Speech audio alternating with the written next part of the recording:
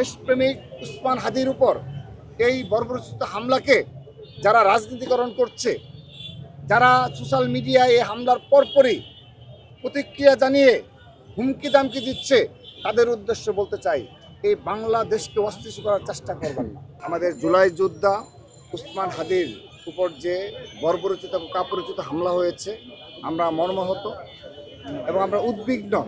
ছাত্রদল উদ্বিগ্ন এই কারণে যে প্রকাশ্য দিবালোকে এ ধরনের হামলার দুঃসাহস এবং হাদির মতো একজন মেধাবী তরুণ রাজনীতিবিদের উপর হামলায় এটি বাংলাদেশের জন্য অশনি সংকেত এবং পুরো রাজনীতি অঙ্গনের জন্য অশনি সংকেত। এই হামলার পিছনে যে বা যারাই জড়িত, আমরা প্রাথমিকভাবে যে ধারণা করা হচ্ছে যে ফ্যাসিস্টরাই জড়িত। বিগত 15.5 বছর যারা গুম খুনের সাথে জড়িত ছিল, সেই ফ্যাসিস্টরাই নতুন ষড়যন্ত্রে লিপ্ত হয়েছে এবং তারই প্রক্রিয়ার অংশ হিসাবে যে গতকাল তফসিল ঘোষণার পর তার পরদিন এই হামলা, এতে প্রমাণ হয় যে যারা স্যান্ডেলিনা সো রূপচর্চায় আভিজাত্য এই গণতান্ত্রিক অগ্রযাত্রাকে বাধাগ্রস্ত করতে চায় এবং যারা হাদির মতো দেশপ্রেমিক জুলাই যোদ্ধাকে আগামী রাজনীতিতে যেন অগ্রণী ভূমিকা পালন করতে না পারে, তার কণ্ঠরোধ করতে চায়।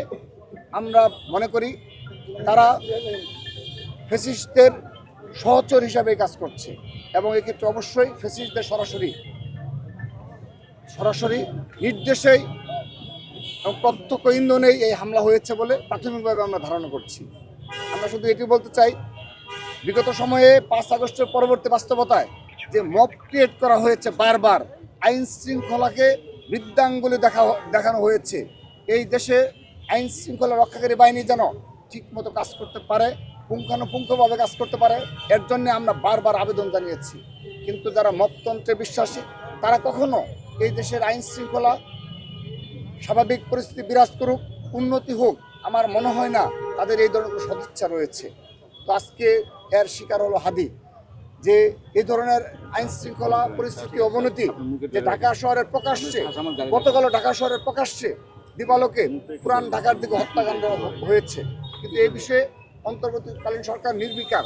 তো আমরা আশা রাখছি এই দেশে নির্বাচন কেন প্রয়োজন, কেন একটি গণতান্ত্রিক অগ্রযাত্রার প্রয়োজন, তা আজকে হাদির উপর হামলা আবারও প্রমাণ করলো।